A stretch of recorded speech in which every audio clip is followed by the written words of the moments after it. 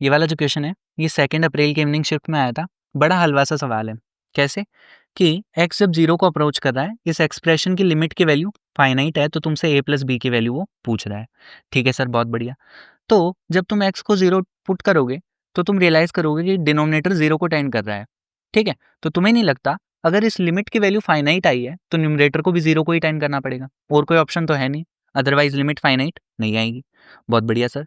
तो न्यूमरेटर बन कितना रहा है जब तुम x को 0 पुट करोगे? ये तुम्हारा हो जाएगा 1 प्लस a माइनस बी। ठीक है, 1 प्लस a माइनस बी, इसको क्या होना पड़ेगा? 0 होना पड़ेगा। तो यहाँ से a माइनस बी की वैल्यू तुम्हें मिल जाएगी -1। ठीक है, ये हो गई तुम्हारी पहली इक्वेशन। बहुत बढ़िया सर। ठीक है, अब मेंस की गांड मस्ती तो देखो, उसने a प्लस बी पूछा है, ऑब्वियसली इतना आसान तो तुमसे नहीं पूछेगा ना। ठीक है, तो 0/0 फॉर्म अगर बन रहा है तो क्या करोगे? लॉपिटल लगा दो, और क्या। x की पावर 4 का डिफरेंशिएशन क्या हो जाएगा? 4x क्यूब हो जाएगा। ठीक है सर। cos 2x का डिफरेंशिएशन हो जाएगा तुम्हारा माइनस का 2 sin 2x। ठीक है सर। और आगे डिफरेंशिएशन करोगे तो ये हो जाएगा तुम्हारा माइनस का 4a और sin 4x। होगा नहीं होगा? हाँ सर, बिल्कुल हो जाएगा। अब लिमिट कितनी है? x tending to 0। ये वापस 0/0 फॉर्म बन रहा है, तो वापस लॉपिटल लगा दो।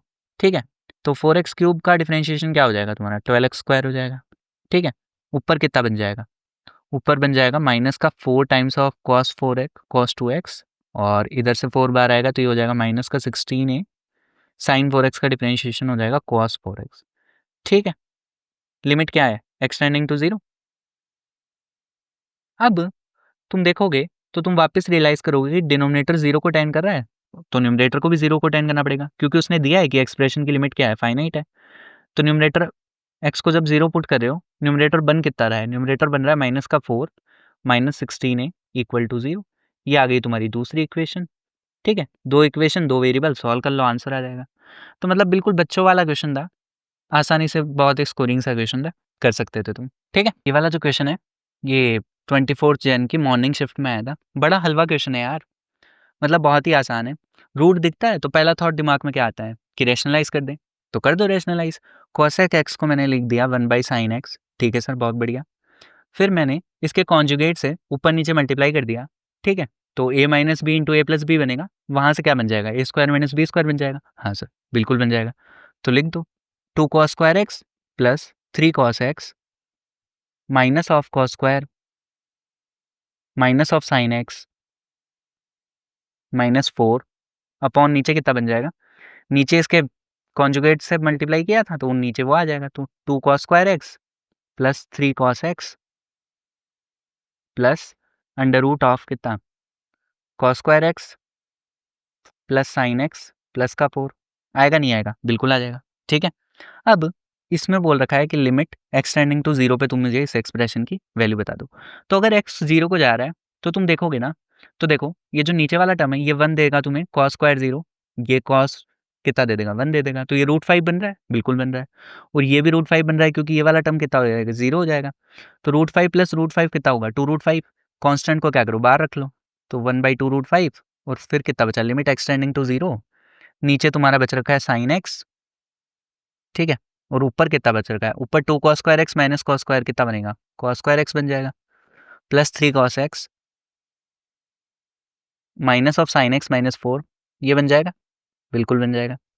ठीक है, अब जैसे तुम x को 0 पुट करोगे तुम रियलाइज करोगे कि ये 0/0 फॉर्म बन रहा है।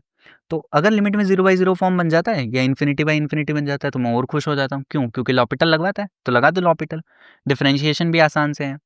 ठीक है, तो जैसे तुम लॉपिटल लगाओगे ये cos स्क्वायर का डिफरेंशिएशन कितना हो जाएगा? 2 cos, और cos का डिफरेंशिएशन हो जाएगा sin x माइनस का, इधर आ जाएगा माइनस का 3 sin x माइनस का cos x, 4 का हो जाएगा 0, नीचे sin का हो जाएगा cos। ठीक है, अब इसमें तुम्हें क्या करना है? x को 0 पुट कर देना है, तो कर दो x को 0 पुट, ये वाला टर्म 0 हो जाएगा, ये वाला टर्म भी 0 हो जाएगा, कितना बचेगा? -1 बचेगा, और वो 1/2 √5 इधर से चल रहा था तो ये भी आ जाएगा इधर। ठीक है, तो ये क्या आ जाएगा? आंसर आ जाएगा तुम्हारा। तो मतलब बिल्कुल बेसिक से आइडिया पे तुमसे क्या करवा रहा है? वर्क करवा रहा है। क्या? कि अगर मुझे रूट दिखता है तो मैं क्या कर देता हूँ? रेशनलाइज कर देता हूँ, बस सिंपल। ठीक है, तो मजदूरी में ही नहीं थी ज़्यादा, एक बार रेशनलाइज करवाया, बाद में लॉपिटल रूल लगवाया, बस खत्म। +4 आराम से आ सकते थे तुम्हारी। ठीक है, 8 अप्रैल की इवनिंग शिफ्ट में आया हुआ क्वेश्चन देख लेते हैं। तो ये तुमसे पूछ रहा है कि कौन सा स्टेटमेंट ट्रू है, कौन सा फॉल्स है, ठीक है। तो जब तुम सेकंड स्टेटमेंट को देखोगे, ये छोटा लग रहा है, पहले इसको सॉल्व कर लेता हूँ। जैसे ही मैंने x को 1 सब्स्टिट्यूट किया, ये क्या बन जाएगा, 1 टू द पावर इन्फिनिटी बन जाएगा। और जब भी 1 टू द पावर इन्फिनिटी दिखता है मैं तो खुश हो जाता हूँ। क्यों? क्योंकि स्टैंडर्ड लिमिट है। कैसे सॉल्व करते हैं? दुनिया वाले इसको f to the power g से जानते हैं। जहाँ जिस पॉइंट पे ये इन्फिनिटी की तरफ टेंड कर रहा होता है, e टू द पावर में चला जाता है वो। g वाला फंक्शन नीचे आ जाता है और f वाले फंक्शन में से 1 माइनस कर देते हैं। करते हैं नहीं करते हैं? बिल्कुल कर देते हैं। तो इसके बाद इसको ऐसे ही सॉल्व कर लेते हैं। तो e to the power limit x tending to 1 पे पावर वाले को नीचे बुलाएंगे तो 2/1 माइनस एक्स और इसमें से 1 माइनस करेंगे तो यहाँ से तुम्हें क्या मिल जाएगा, -2। तो e टू दी पावर -2 कितना हो जाएगा, 1/e²। सर ये तो बिल्कुल हलवा था। मतलब ये वाला स्टेटमेंट तो क्या है तुम्हारा, ट्रू है। अब अगर तुम लकी होते तो हो सकता है कि केवल एक ही ऑप्शन ऐसा होता जिसमें स्टेटमेंट ट्रू ट्रू होता, तो यहीं चेक करके ऑप्शन को क्या कर देना, एलिमिनेट। बट यहाँ तो ऐसा नहीं है, तो इसको भी तुम्हें क्या करना पड़ेगा, सॉल्व करना पड़ेगा। तो चलो देख लेते हैं ये क्या बोल रहा है। ठीक है, तो थोड़ा-सा मैं इसको सिंप्लीफाई करने की कोशिश करता हूँ। तो ये लिखा हुआ है तुम्हारा tan इनवर्स x। लॉग की अगर मैं प्रॉपर्टी लगा दूँ, हाफ को मैं नीचे बुला लूँ, फिर log a माइनस b वाली प्रॉपर्टी लगा दूँ, तो ये कितना बनेगा? ये तुम्हारा बन जाएगा ln of 1 plus x minus of ln of 1 minus x. बनेगा नहीं बनेगा? बिल्कुल बन जाएगा। माइनस ऑफ 2x अपॉन कितना दे रखा है तुम्हारा, x टू दी पावर 5। लिमिट तुमसे पूछ रहा है x टेंडिंग टू 0 पे। ठीक है सर। अब आगे क्या करें सर? जैसे तुम x को 0 पुट करोगे तो तुम्हें पता चलेगा ये 0/0 फॉर्म बन रहा है। तो क्या करोगे, लॉपिटल लगा दो। तो ठीक है सर, लगा देते हैं, या फिर एक्सपेंशन भी लगा सकते हो। बट वही है, फिर तुम्हें एलएन वगैरह की एक्सपेंशन याद होनी चाहिए। तो चलो अपन लॉपिटल लगा लेते हैं। तो tan इनवर्स x का हो जाएगा ये, प्लस इसका डेरिवेटिव जब अपन करेंगे तो ये बन जाएगा 1/1 plus x minus of 1/1 minus x, और फिर इस माइनस का करेंगे तो प्लस आ जाएगा इधर। आएगा नहीं आएगा? बिल्कुल आ जाएगा सर।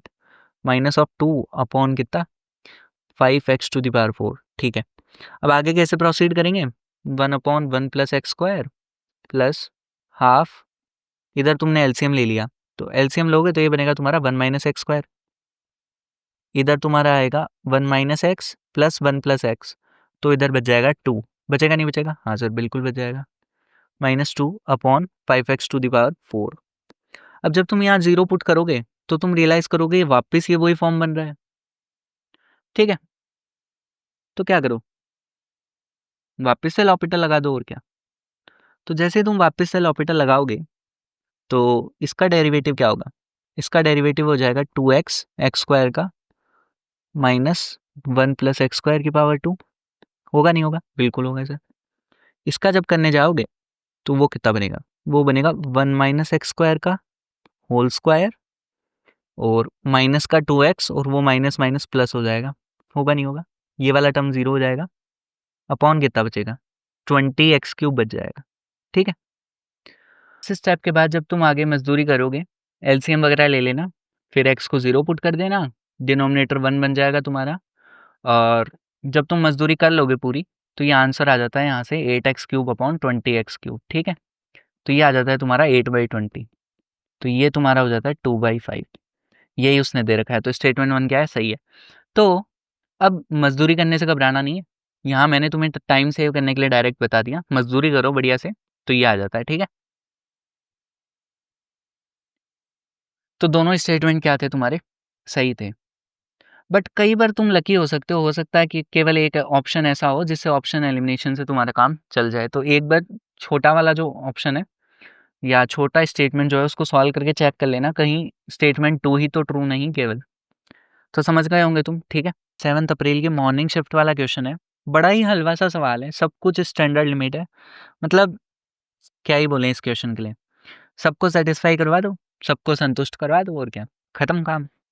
तो अब अपने को पता होता है, देखो मैं तुम्हें बता देता हूँ हल्का सा, कि जब लिमिट x टेंडिंग टू 0 पे साइन के अंदर कोई एक्सप्रेशन जो कि 0 को टेंड कर रहा होता है अपॉन इसके अंदर कोई एक्सप्रेशन जो कि 0 को टेंड कर रहा होता है, वही सेम एक्सप्रेशन ऊपर नीचे लिखा हुआ है, तो इस लिमिट की वैल्यू 1 होती है।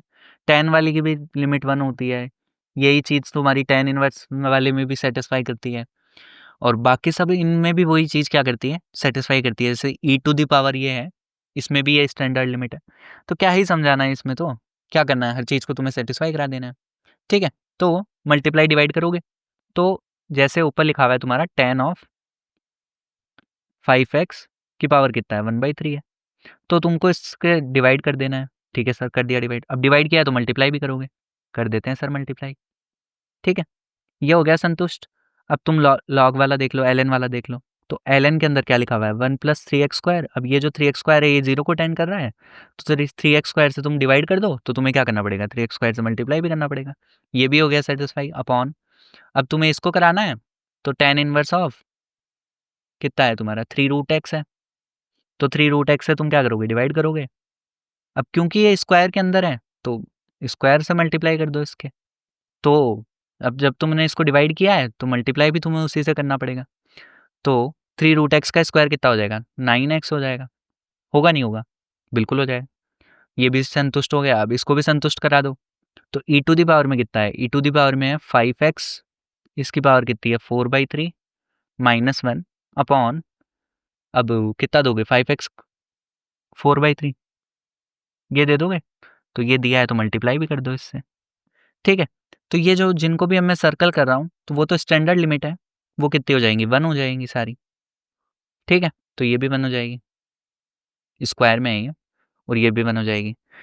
ठीक है, तो तुम्हारी टर्म्स कितनी बची देखो यहाँ 5 × 3 कितना 15, और x टू दी पावर कितना है 2 + 1/3 कितना होगा 2 + 1/3 तुम्हारा 7/3 हो जाएगा अपॉन ये कितना बनेगा तुम्हारा 9 5 जा 45, x टू दी पावर कितना 4/3 + 1 कितना बनेगा अगेन 7/3 बनेगा। ये बन जाएगा, बाकी सारे तो 1 हो जाएंगे क्योंकि लिमिट कितनी है एक्सटेंडिंग टू 0 पॉजिटिव। ठीक है, तो यहाँ से ये वाला टर्म कैंसिल हो जाएगा और तुम्हारा आंसर कितना आ जाएगा 1/3 आ जाएगा। तो मतलब कुछ करना ही नहीं था, तुम्हें हर एक्सप्रेशन को क्या करा देना था सेटिस्फाई करा देना था। बहुत ही स्टैंडर्ड सा क्वेश्चन है ये तो, मतलब कुछ समझाने के लिए है ही नहीं इसमें तो। ये तो तुम्हारे नोट्स में भी मिल जाएंगे इस टाइप के क्वेश्चंस तो ना। ठीक है, अब देख लो यार, फिर तुम बोलते हो कट ऑफ ऊपर क्यों जाएगी। अब इस टाइप के क्वेश्चन आएंगे तो डेफिनेटली कट ऑफ ऊपर जानी ही है। ठीक है, क्या बोल रहा है कि अल्फा बीटा गामा कोई रियल नंबर है, इस लिमिट की वैल्यू 3 है, तो तुमसे ये एक्सप्रेशन पूछ रहा है। ठीक है सर, अब जब तुम x को 0 पुट कर रहे हो, डिनोमिनेटर 0 को टेन कर रहा है और न्यूमरेटर तुम्हारा बन रहा है, ये वाला 0 हो जाएगा, ये e to the power 0 1 gamma -1। ठीक है, इसकी वैल्यू उसने 3 दे रखी है। अब उसने बोला है कि लिमिट क्या है फाइनाइट है, 3 फाइनाइट होता है ना, तो इसको 0 होना पड़ेगा। हाँ सर बिल्कुल होना पड़ेगा, तो गामा की वैल्यू क्या 1। ठीक है, बहुत बढ़िया। अब ये 0/0 फॉर्म बन गया तो तुम क्या करोगे लॉपिटल यूज़ कर लोगे और क्या। ठीक है सर, कर लेते हैं लॉपिटल यूज़। तो लिमिट x टेंडिंग टू 0, इसका जब तुम डिफरेंशिएशन करोगे चेन रूल लग जाएगा, x² का हो जाएगा 2x sin alpha x as it is plus x² as it is, और sin अल्फा x का हो जाएगा x² alpha cos alpha x। होगा नहीं होगा सर, बिल्कुल हो जाएगा। अब गामा की वैल्यू 1 थी तो ये वाला टर्म तो हट ही जाएगा। नीचे कितना बचेगा जब तुम डिफरेंशिएशन करोगे, ये बनेगा तुम्हारा 2 cos 2x माइनस बीटा। बचेगा नहीं बचेगा, बिल्कुल बचेगा सर।